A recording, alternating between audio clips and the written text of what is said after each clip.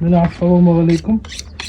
Саламатсыздар ма? Құрметті көрермендер, құрметті біздің қазақ этнос көрермендері, ағайындар. Міне бізде заказ сан, бір сан, кішкентай сан бұзылмайды, сан белдемемен бұзылады. Яғни видео отчет бұл жерде жүріп атқан. Жаңағы менен алған кісіге жіберетін боламыз. Мына жерде өз бездері болады. Яғни бездерін алып тастаймыз. Майына тиіспейміз.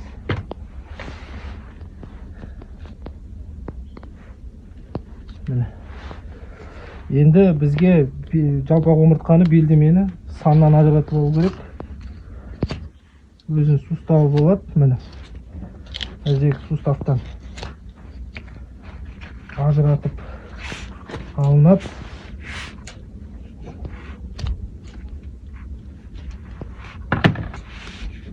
Бұл молодняк. Көрдіңіздер ме? Менің өзімнің бордақым байлап отырған. Ағадал малымыз. Міне белдемесі қалай.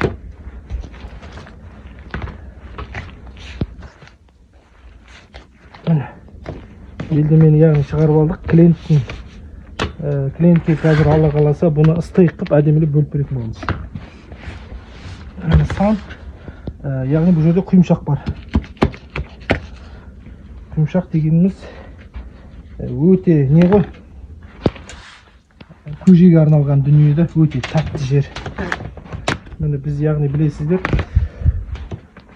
кесіп береміз, бұзып береміз. Бүкіл қойылар.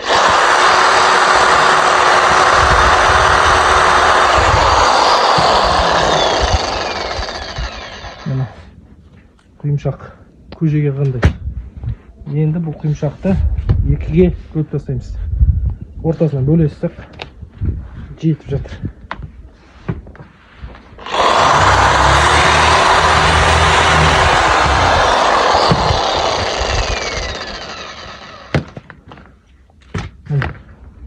Құйымшақты бөлдік. Енді жалпақ омыртқаны бөлетін боламыз. Бұл жерде яғни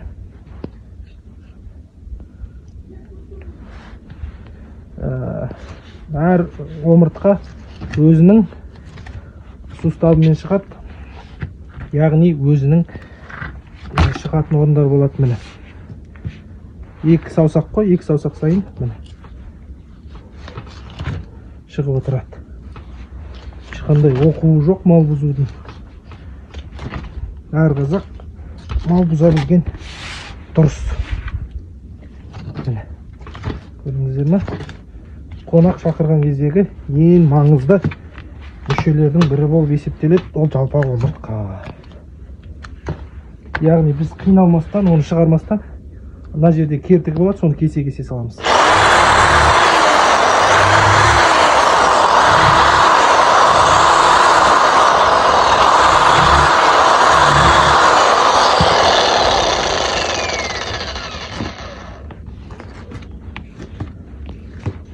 Яғни мені көрдіңіздер ме?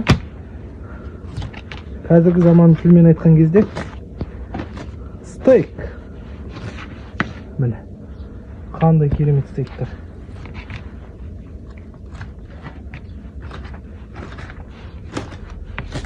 Міне. Қыртысымен бәрімен әдемі шығып жатыр. Міне қыртысымен чоткей.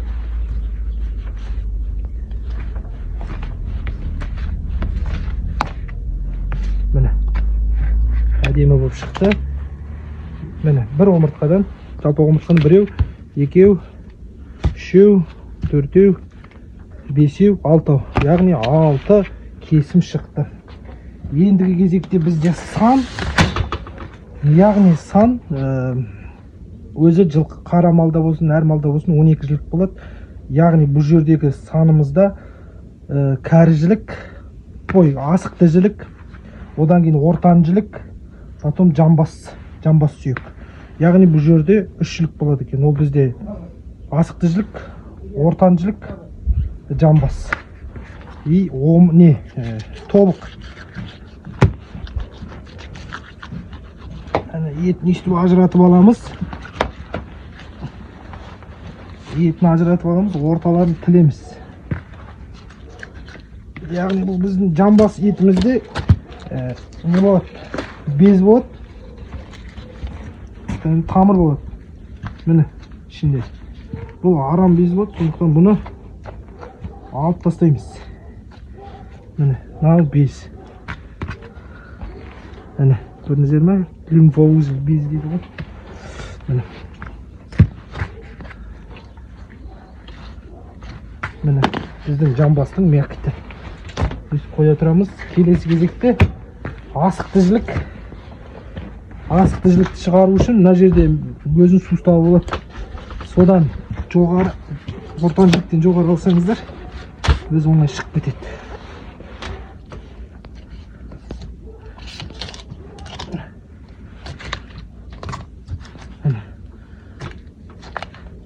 Бұл бізде асықты жілік. Келесі кезекте ортан жілік. Ортан жілікпен тобық шығарылады. Ортан жілікпен тобықты жамбастан ажыратып аламыз. Яғни жамбасқа келіп тұратын ұршықтың ортан жіліктің басын шығарып аламыз. Жамбасқа ет қалдырамыз. Жамбасқа ет қалдырдық. Көрдіңіздер ме? Қазір безі болады, безін аламыз. Осынша ет қалдырамыз. Міне, ұршықтың басы келіп тұратын жерде тамыр болады, ақ тамыр. Не ғой бұл? Кішкентай без болады, домалақ. Сол екен ғой ішіндегі ең арамы. Мынау түк емес екен Жақып. Анау екен ішіндегі. Енді бұл жамбасты біз үшке бөлеміз.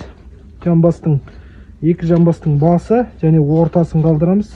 Жаңағы ортан жілік келіп тұратын. Ендігі кезекте біз ортан жіліктен тобықты шығарып аламыз ғой, жілікке ет қалдырып отырып. Яғни осылай бір қыртысын ет қалдырамыз да, тобықты алып шығамыз етімен, мякітімен. Кесім ет дейді ғой. Бір кесім етімен алып шығамыз. Міне. Бұны клиентқа тұздауға оңай болу үшін ортасын осып тілеміз. Міне, яғни тобық. Міне жілікке ет қалдырдық. Бұл жілікті ортасынан кесетін боламыз.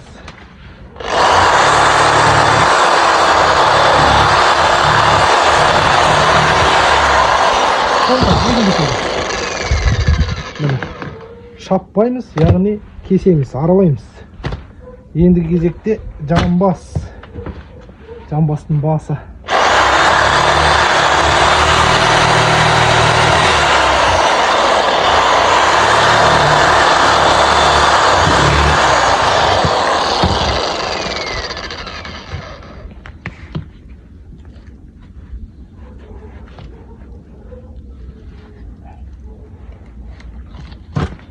Міне жамбастың екі басы.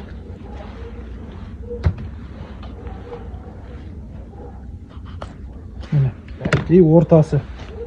Енді келесі кезекте асықты жілік. Асықты жілікті де ортадан кесе саламыз.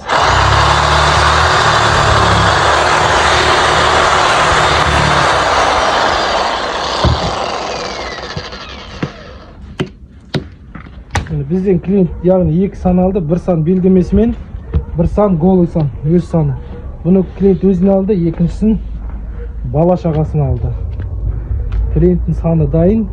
Ал енді тәте, етіңіз өте жақсы, жұмсақ, ас болсын, бұйыртып жегісін Алла тағала. Лайк басыңыздар.